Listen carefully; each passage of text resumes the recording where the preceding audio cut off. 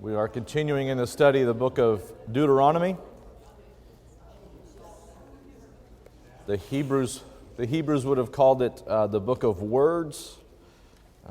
As we begin to look more in depth into this book, you'll see why. The Hebrew tradition was to name the book after the first major word in that book. And in this case, it is words. And so we have the book of words. Deuteronomy is a very important book in the culture of in Jewish culture. I don't know if you remember when the Dead Sea Scrolls were found, a copy of the book of Deuteronomy was found, and it is a national treasure in Israel, and it is a very important book, the book of Deuteronomy. And we have been up through chapter 3 at this point. It has been review. It has been a little bit of warning, and so they in chapter 3 they recount some conquests that they have done, some reminders of some things. Oh yeah, people died when they did this, and so there were some reminders. We are dealing with the next generation. We're dealing with a new generation, and we'll see that more and more. Some things that you might want to pay attention to as we go through this. Pay attention to the words. He says, "You have seen and you have heard." You have seen and you have heard, over and over again. So he's talking about the physical aspects of in the presence of God and the things that God has done. And we'll get at some other phrases, but you'll see that more and more as we go through this book. And so he's dealing with the people who have come out of Egypt. And the ones that survived the desert and have made it through. And so in chapter 4, we'll start in chapter 4 this morning. He says, Now, O Israel, listen to the statutes and the judgments which I am teaching you to perform, so that you may live and go and take possession of the land which the Lord, the God of your fathers, is giving you. And so chapter 4, verses 1 through 24, we're giving an appeal to experiences. Here's some things that have happened, and he's appealing to that. And verse 2 is the first time we see this. You shall not add to the word which I am commanding you, nor take away from it. And so this concept, don't add or take away. You can write out there Revelation 22:18 as far as another place we see that concept. Don't add to or take away. This is pure, undefiled. Just leave it as it is. But we have a tendency to not listen to that sometimes. So here's this warning. And again in verse 3, your eyes have seen what the Lord has done in the case of Baal Peor, and the men who followed Baal Peor. The Lord your God has destroyed them from among you. But you, and this is important, verse 4, you held fast to the Lord your God and are alive today, every one of you. So we're dealing with the faithful. We're dealing with the ones that survived the desert, that have been through all that.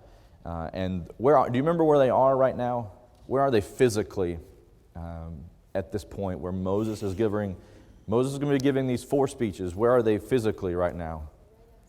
Yeah, they're just right outside the Promised Land. They're in that area that they've conquered on the east side of the Jordan, basically directly across from Jericho. And Moses is giving them these addresses. This book covers about a 40-day period. From the beginning of the book until they go into Jerusalem is about 70 days. But the book covers about a 30-day period or 40-day period when he's giving these 4 addresses. And so here is this address, and he's telling them, you are the ones that are faithful. Look down in verse 7. It says, and this is an interesting concept, for what great nation is there that has a God so near to it as the Lord your God whenever we call on him? Or what great nation is there that has statutes and judgments as righteous as the whole law which I am setting before you today? Tell me, is his question. What nation is there that is like this? And we'll see this later on this morning when he appeals to us. This has never happened before. What you're experiencing has never happened before. What great nation is like this? And what great nation is defined with righteous statutes and righteous judgments. And so this is Proverbs 14:34 says, righteousness exalts a nation. Proverbs 14:34.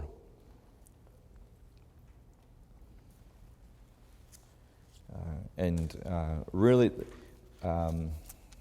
I will just confess to you as we go through this, it is going to be very difficult to not pause. There's so much in the book of Deuteronomy that we will not have time to cover in depth.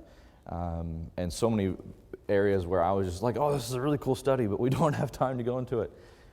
So if you wanted to, another thing is to look and do a little search. And how many times does he say, keep your soul, or keep your watch diligently for your soul, as he says in verse 9.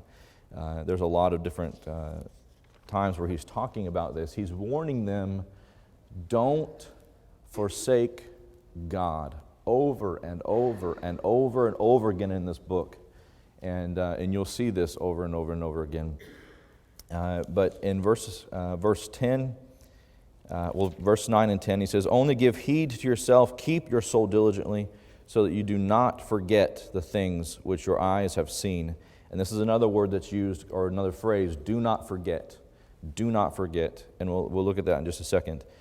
And this is the first time you see it here in this book. Do not forget what your eyes have seen, and they do not depart from your heart all the days of your life, but make them known to your sons and your grandsons. Remember the day you stood before the Lord your God at Horeb. Remember Horeb. So here is, and again, we'll look at this. They're going to do this again. Tell them to your sons and your grandsons. We're going to see this. Pass this on. This is something that's personal for you. Remember this. Remember this, but pass it on. And so it's very, very important that they're passing this on. And in verse 10, he says, remember the day you stood before the Lord your God at Horeb. And they use remember Horeb, and you would remember Sinai. Remember Mount Sinai? What happened at Mount Sinai that they trembled so much? They heard the Lord. I'm sorry? They heard the Lord. They heard the Lord, yes. They heard the Lord. Do you remember the scenario? Do you remember kind of what happened at Sinai? Yes, that is what's happening, and we're going to see that several times in this book. Remember when you saw what as close to what the image of God that there was, and we'll look at that in just a second. So remember Horeb, and he appeals to them in this section. Remember the giving of the law. Remember that. Remember the fear of the Lord, and remember to teach your children. Remember, remember, remember. Do not forget. And we'll talk about in a little bit why they might forget. But remember Horeb. Remember the giving of the law. I like to think of, in my mind, as far as, because it was a fearful thing. And in my mind, when I see Mount Sinai, I go to J.R. Tolkien's Mount Doom, and,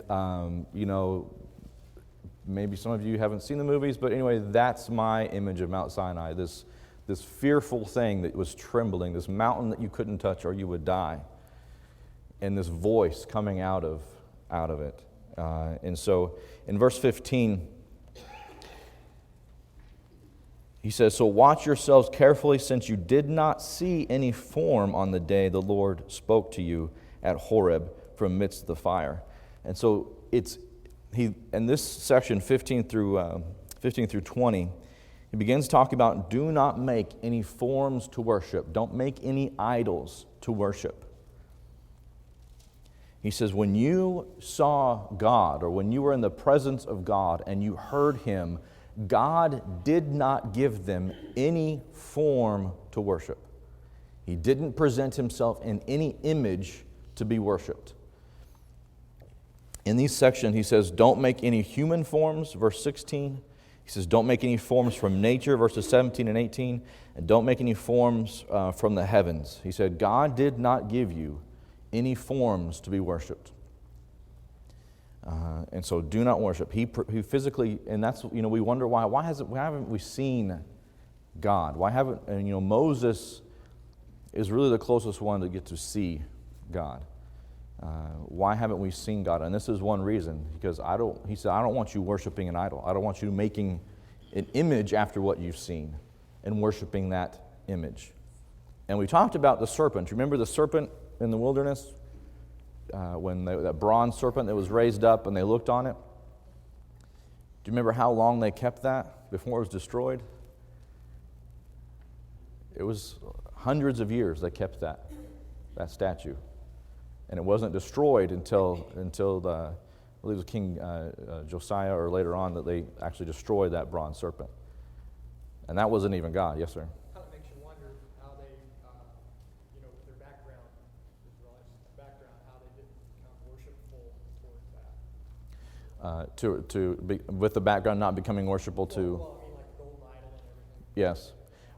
Yeah, and the background is Egypt, and the things that they saw in Egypt, and so the wilderness period is a lot of that is getting Egypt out of the people, and so yeah, for some reason they had a tendency to worship things. Of course, we don't do that today, but anyway, so here it says, don't worship any form, don't worship anything. But he says in verse 20, but the Lord has spoken, has taken you and brought you out of the iron furnace from Egypt to be a possession for his, or to be a people for his own possession as today. So he talks about Egypt as being an iron furnace, and he says he's taken you out of the iron furnace to be his own possession. Don't worship anything else, because you were bought and you are his. You don't need to be worshiping anything else. He's taken you out of that. He's done the things he needed to do at that time. In verses 21 through 24, Moses recants for the third time his not going into the land. This is the third time he mentions, I'm not going to go into the land. I'm not going to be able to make it. Okay. He says, now the Lord was angry with me on your account. I think he kind of throws that in there. He says that more than once. God was angry at me because of you guys. Not really, but I mean, I'm just assuming on what's being said here. But he says he's not going to enter into that good land. Then he says, don't do what I've done. He's going to die. But you yourselves watch and do not forget. Here's that. Do not forget. Do not forget. Do not forget. Over and over again. And verse 24, for the Lord your God is a consuming fire, a jealous God. And you can write out beside that Hebrews 12:29. The writer of Hebrews recants this at that time. Hebrews 12:29. 25 through 31, where we have an appeal to warning. We get some warnings here in this chapter. And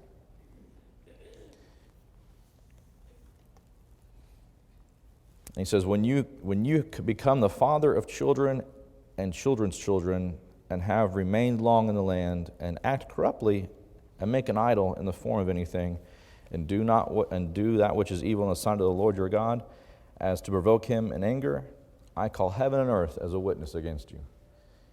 And so he's saying everything is witnessing against you as far as remembering the covenant that you made. And again, this concept of a future generations, when you have children and children's children, when you have kids and grandkids, and you've acted in a way you shouldn't, I'm going to call heaven and earth as a witness against you. And so that is quite a strong thing. In verse 27, he says, the Lord will scatter you among the peoples. Nehemiah 1:8, Nehemiah prays and says, we have been scattered. Nehemiah 1:8. And he did that very thing. With the Assyrians and the Babylonians, he did scatter them.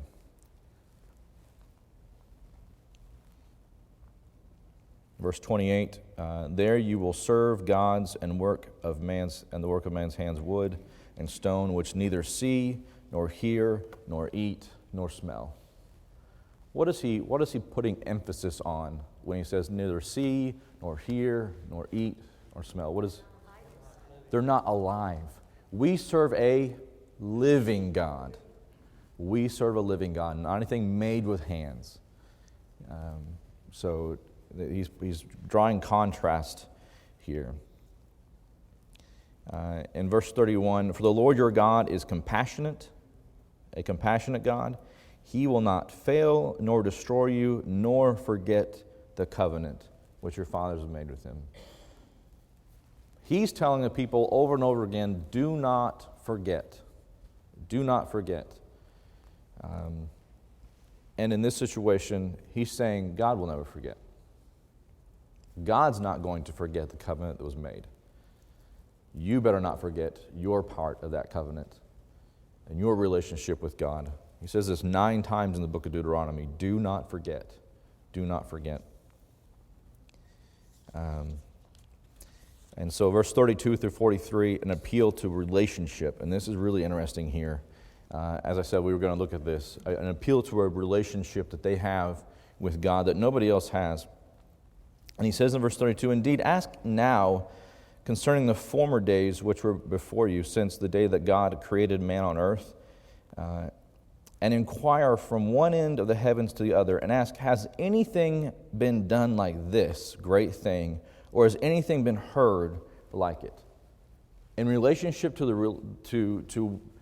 relationship that God has with the people at that time, he says, ask the whole world. Ask from time when time started until now. Ask everybody, has anything ever been done like this? And the answer is no. Nothing has been done. There has never been, God had never been this close to him. Yes? You know, if we read this, how in the world could anyone stray or go the other way? Yeah. It's like this is the perfect scenario. God gave them another chance. Yeah. And it's mind-boggling because we as a parent and has given them a whole new life, a whole new setting. A whole new world. Yeah, and then when we have our kids, it's just, it's the same thing. Yes. We have given them all these rules and all these things we have set before them, and then, like God, we allow them to make choices, and then they, choose to do what they want to do. But it's, to me, what's happened here is the same thing in us having kids. Yes. And raising our own children and setting before them rules. Yes, exactly, and that's right. And as you read this, you're wondering how can they really stray from this? You just got to do what God says, really, and you're exactly right. And even and using the relationship between us and our children, God even says, "I brought you out of Egypt as dear like children." And in other passages in the prophets, he talks about, "I taught Ephraim how to walk," by holding his hands. And so that image is there.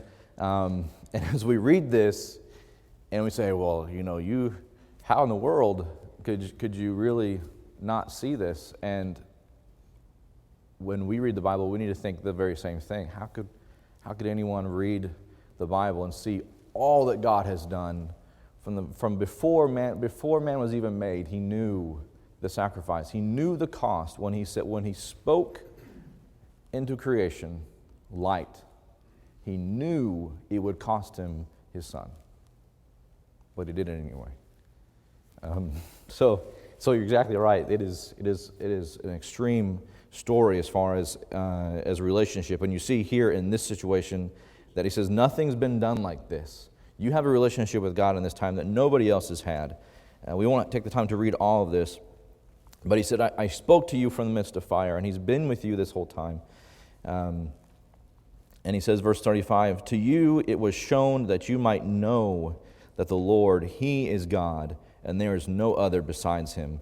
Out of the heavens he let you hear his voice to discipline you on the earth, and he let you see his great fire, and you heard his words from the midst of the fire, because he loved your fathers before he chose their descendants after them, and he personally brought you from Egypt by his great power.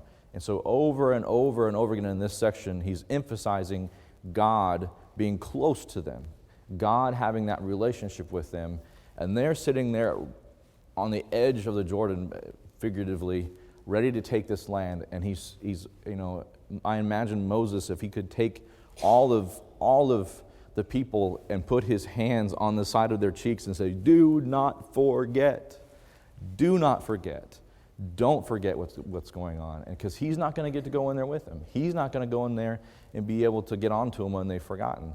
And so he's screaming at them, do not forget. Here's this great relationship that you have. And that God was driving nations out before you. In verse 39, know therefore today and take it to your heart Where does this need to be? In your heart. And we've seen this already, and you'll see it over and over again. Put this in your heart. That the Lord, He is God in heaven above and on earth below. There's no other. There's no other. Do not forget and put this in your heart, because if you don't put this in your heart, something else will get in there. Something else will get in there. So make sure that this is there. And in verse 40, so you shall keep His statutes and His commandments, which I am giving to you to this day, that it may go well with you. That it may go well with you. Do we use that phrase? Really? That it may go well with you? What is he saying here in this situation? What do you think he's saying? What is he trying to communicate to them? It is a warning. It is a warning. And it happens 11 times in this book, that it may go well with you. 11 times. That it may go well or be well in the book of Deuteronomy. You know, we see that in Ephesians when it talks about respecting your parents, because it's the first law with a commandment, that it may be well with you. It's so you don't die, really. Because everybody else that died before is a testament to the fact that it didn't go so well for them when they disobeyed the statutes and the commandments. Statutes and commandments, as they keep saying those two things. Commandments are, this is what God has said. Commandments are Exodus 20 and the 10 Commandments. And we're going to see those in just a second. Exodus or Leviticus, those are commandments. Statutes are judgments that have been passed. For example, when we talked about the ladies inheriting land, but they had to marry inside the tribe, those are statutes, for example. So statutes and commandments, or judgments and commandments that are being said over and over again. Do not forget them, that it may go well with you and with your children after you, and that you may live long on the land which the Lord your God is giving you for all time. The nation of Israel loves this passage. Why would the nation of Israel love this passage today, the nation of Israel? Because they think they still own land. It's our land. You can't take it from us, even though your temple's right on our holy mountain. But anyway, it's our land, right? And so that's, yeah. Anyway, so they love this passage. And again, Deuteronomy is a very important book to the Jewish nations. And it goes in 41 through 43. We get a message of which cities were going to be the cities of refuge on that side of Jordan. And in verses 44 through 49, we have a general announcement. Pay attention to what's about to be said. And it gives a place about where they are again, and gives a stamp of where they are. So that sums up chapter 4, and we got to hurry along. Chapter 5, we begin the second address. So chapter 1 through 4 is the first address. Chapter 5 through 26 is going to be the second address that Moses gives to the people. And in chapter 5, we have the 10 Commandments given to us again. A reaffirmation of the 10 Commandments. In case you were little kids, whenever the message was given, in Exodus 20, here's the message again. Okay? So here's the message again. And so he goes through and talks about Horeb in verse 2, talks about the covenant. You can write out there beside that Exodus 19:5. And he says, the Lord spoke to you face to face at the mountain in the midst of the fire. And so again, this emphasis, remember Horeb. Remember when God was spoke to you this way. And he says, I am the Lord that God brought you out of Egypt, out of slavery. And so you have the first commandment in verse 7. And I'm going to give you, when we talk about the 10 Commandments, and you talk to your religious friends about the 10 Commandments, those are, as long as you follow the 10 Commandments and believe in Jesus, the general populace thinks you're going to be you're in like Flynn, right? If you do the 10 Commandments and you believe in Jesus, you're good. Not so much, but the 10 Commandments, when we look at them, are they still in effect today? The 10 Commandments, All except the Sabbath, yes. Winter, winter, chicken dinner. So yes, all except for the Sabbath. Those they're still in effect. Matthew 10:4, Luke 4:8. You shall have no other gods before me. If you want to write these down, that's Matthew 4:10 and Luke 4:8. Verse 7, you shall have no other gods before me. 8, you shall not make for yourself an idol. Acts 17:29 and 30. Acts 17:29 and 30, and 1 John 3:21. Verse 11, you shall not make the name or take the name of the Lord your God in vain. Matthew 6:9, Matthew 12:36, Matthew 6:9 and 12:36, and 1 Timothy 6:1. You shall not take the name of your Lord God in vain. What does it mean to take the Lord in vain? In vano, as we'd say in Spanish. What'd you say? Yes, did you hear that? Not treating it holy. It's taking a holy thing and treating it like a common name or a common thing. And you see that in texts. You see that all the time. And I just want to throttle people, seriously. One part of it is because they don't know God. If you knew God, you wouldn't just throw His name around like that. Okay? That's part of it. Part of it, they have no respect for things that are holy. Holiness is a concept that is estranged from people nowadays, mostly. And so that's part of it. So making a holy thing and making it common. I was actually reading through some Hebrew or Jewish documents recently and studying for this, and one of them said, the name of God is on this paper. Treat it with respect. Like, that's kind of cool. That's this right here. Do not. What does it say? You shall not take the name of the Lord your God in vain. For the Lord will not leave him unpunished who takes his name in vain. Just saying. That it may go well with you. All right? So keep that in mind. And so 4, observe the Sabbath day and keep it. In verse 12. Now when people say, well, people observe the Sabbath, Jesus observed the Sabbath, you are exactly right. Jesus did observe the Sabbath because Jesus was a Jew. All right? There were no Christians when Jesus, before Jesus died on the cross, there were no Christians. So they were Jews. They observed the Sabbath. And then they say, well, Paul went to the tabernacle, to the Sabbath meetings, and he went to the synagogues, and so that means that, as was his custom, it says in Acts, and so that means that you need to observe the Sabbath. What was Paul doing? Why did he say he was doing that? To teach them. He even had Timothy circumcised so Timothy could go in there, and Timothy's like, all right, I guess. It is because he was reaching the people. It was his custom to go in there and teach them. And so there would be a public reading of the law, and because of who he was, studied under Gamaliel, he's like a superstar. Let's have him read, okay? And so he gets up and reads, and what does he do? He preaches at them, right? Like any good gospel preacher would.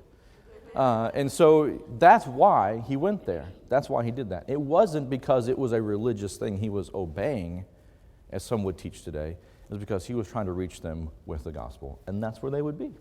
And so that's why he did that. It is not because he was keeping the Sabbath, as is commanded here. Verse 16, honor your father and mother. Love this one. Matthew 19:19, Romans 1:29 through 32. Matthew 19:19, Romans 1:29 through 32, and Ephesians 6:1 through 3. Ephesians 6:1 through 3. Those are nailed on my wall somewhere. All right. 17, you shall not murder. That's pretty standard, right? 1 John 3:14 and 15. Matthew 10:19. 1 Peter 4:15. 1 Peter 4:15. Do y'all know the trick whenever somebody's telling you, just throwing out Bible verses? Do you know the trick to remember to write them down correctly? write the numbers down first. Then if you have to go back and find it, you only got 66 books to really, to find out. So write the numbers down and then go back and write the 1 PT or whatever you do for your abbreviations. I had to learn that in preaching school because I got lost not knowing that trick. So Matthew 10:19, 1 Peter 4:15, and 1 John 3:14 and 15 for not murdering. Don't kill folk. You shall not commit adultery, Matthew 19:18. 1 Corinthians 6:9 and 10. 1 Corinthians 6:9 and 10. And Hebrews 13:4. Hebrews 13:4. You shall not steal, Mark 10:19. Ephesians 4:28. Mark 10:19, Ephesians 4:28. You shall not bear false witness. I think that's Mark. Mark 18:20. Mark 18:20. And Ephesians 4:25. And you shall not covet your neighbor's wife, and you shall not desire your neighbor's house, his field, his male servant, or any of his stuff. Luke 12:15. Ephesians 5:3. Ephesians 5:3 and Hebrews 13:5. Hebrews 13:5. So the 10 Commandments, there are 9 of them that, they're still good stuff. We still need to do those. One of them we do not, because it was part of an old covenant, an Old Testament. Which, by the way, if you're studying with Jews, don't ask them to study the Old Testament. They will tell you, for some of us, it's not that old. It's still in effect for some of the people. But anyway, I'm sure that won't happen. Verse 22, we start this another section where we're remembering the mountain, remembering Horeb. And these words the Lord spoke to you in your assembly in the mountain from the midst of the fire and the cloud and the thick gloom, which a great voice he added no more. He wrote them on 2 tablets of stone and gave them to me. And when you heard the voice from the midst of the darkness and while the mountain was burning, you basically got scared and said, we can't handle it anymore. And so this is, he's going through, remember that great mountain. Hebrews 12:18 through 24 goes through the same kind of thing. But in Hebrews, they tell us, you don't have Mount Doom, okay? In Hebrews 12, you don't have Mount Doom. We've been given a holy mountain, Mount Zion. And if you want to continue the J.R. Tolkien analogy, we've been given the Elfin Kingdom. But that's not really what it is there. But he's saying we have been something that's even more precious and beautiful, something you want to approach. We don't have fear on this mountain. We don't have this dark and gloomy mountain. We have Mount Zion, a heavenly mountain. And so we have, again, Hebrews, the book of better things. We have a better mountain in Hebrews 12, 18 through 24. Again, we don't have time to go through that because we're running out of time.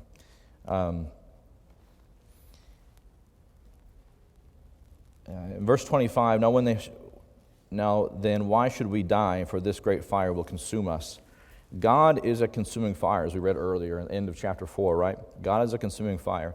And the only image that people were given of God in that doom, in that mountain, is fire. It's really the only image.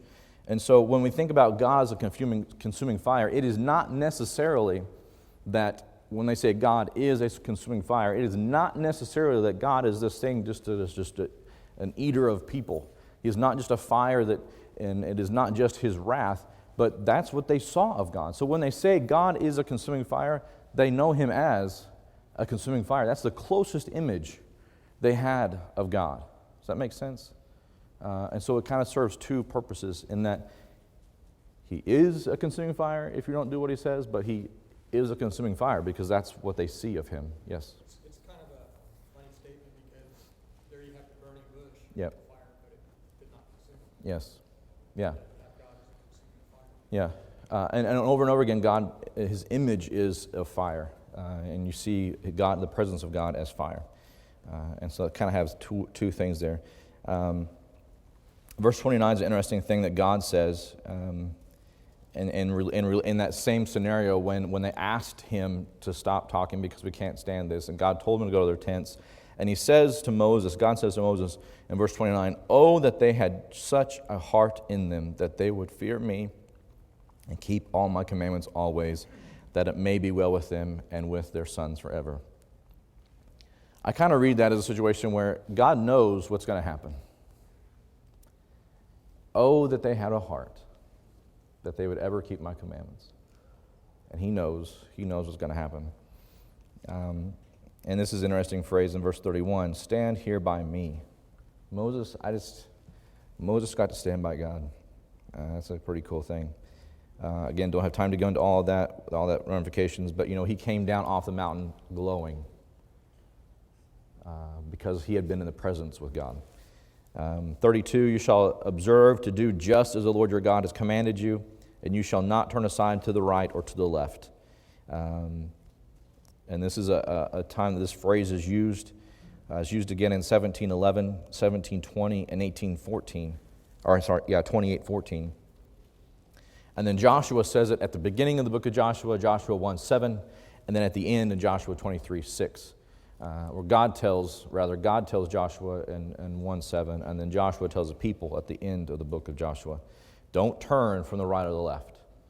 Don't depart from God. Any questions or anything before we go on to chapter 6? Comments? Yes? I was contemplating because all people have a tremendous respect for fire. Mm-hmm. You know what I mean? It's either a blessing or it's a curse. Mm-hmm. It's a blessing because when you cook with it, it keeps us warm, but it can also utterly destroy everything in its path. So I was just thinking and contemplating about, because God could have shown himself in any way. Yeah. He could have been a cloud. He could have been anything. And maybe he was a cloud in the daytime but in that situation when giving the law, he could have used, like you're saying, something else, but he used fire because people respect fire. And God knowing us, he made us. He's probably like, well, of the options I have here, I'm going to choose fire because they'll respect that. I don't know. That's assuming the mind of God in that situation, but it makes sense in that case. Deuteronomy 6. Have you heard of Deuteronomy 6, chapter 6 before? It's pretty important. It's one of the most famous passages in the book of Deuteronomy, at least this one section. And so he says, "Now this is the commandment and the statutes and the judgments which the Lord your God has commanded me to teach you, that you might do them." He talks about the fear of the Lord, teaching them so that you and your son and your grandson might fear the Lord your God, to keep his statutes and commandments which I am commanding you all the days of your life, that your days may be prolonged, that it may be well with you. Okay? Again, this concept. No. Okay, so verse 3, we have the who, what, and why. Who in verse 3 is Israel. Oh, Israel, what do they need to do? Listen and be careful to do it. Why? That it may be well with you and that you may multiply greatly, just as the Lord your God of your fathers has promised you in the land flowing with milk and honey. Israel, listen and do. Listen and do, that it may be well with you. Chapter 6, 4 through 9 is called the Shema. Have you heard that before? Shema. Shema, O Israel, is Israel, how you would say that. But it is here in the Hebrew tongue, hear. Hear, O Israel. This is a very, very important passage for the Jewish people. Verses 4 through 9, it is called the Shema. It is the first part of a daily prayer. They have some other passages. Part 2 is Deuteronomy 11, 13 through 21, and part 3 is Numbers 15, 37 through 41.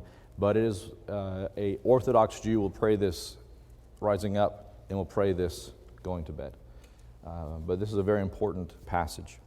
And we're going to have, because of time, a basic dramatic reading of this. We don't have time to go into in depth. But he says, "Hear, O Israel, the Lord your God, the Lord is one," supreme truth. "You shall love the Lord your God with all your heart, with all your soul, with all your might. Right out there, Psalm 119:11. I've hidden your word in my heart that I might not sin against you. Psalm 119:11. These words which I am commanding you today shall be on your heart. Look at how he makes this very personal. You shall teach them diligently to your sons, and shall talk of them when you sit up and in your house, and when you walk by the way, and when you lie down, and when you rise up. And so it's very personal. Faith is very personal. And 8 and 9, faith is public. And you shall bind them as a sign on your hand, and they shall be as frontlets on your forehead, and you shall write them on the doorposts of your house and on your gates. Have you ever been in a condo or somewhere and you've seen like a Hebrew something on somebody's doorpost, little silver something? That's where this comes from. That's where this comes from. Have you ever when Christ talks about enlarging the bindings on their arms and the frontals on their foreheads, they made prayer boxes, and they would make leather straps to go around their arms. And if their boxes were bigger, that means they were more holy. And they would have them on their foreheads. And so that's where this comes from also, in that concept. And so the Shema is a very important passage, and due to time, we will pick up here next week. But chapter 6 of Deuteronomy in this section is a very, very important section. It really stresses the concept of passing this down to the next generation. And when do you pass it down? Basically, you take teachable moments. Anytime you can talk about God, anytime you can say, this is a great thing God has blessed us with, this is a great thing that God has done for us, what a great thing. Anytime you can talk about God is a time we need to be teaching our children to do the very same thing. That's how you pass it on from generation to generation, and that's how you make sure your grandchildren. Some of you are grandparents right now. Some of you grandparents can be taking those grandchildren and talking to them about these very same things. This is what God has done for us, passing that faith on to future generations. Thank you for your time this morning.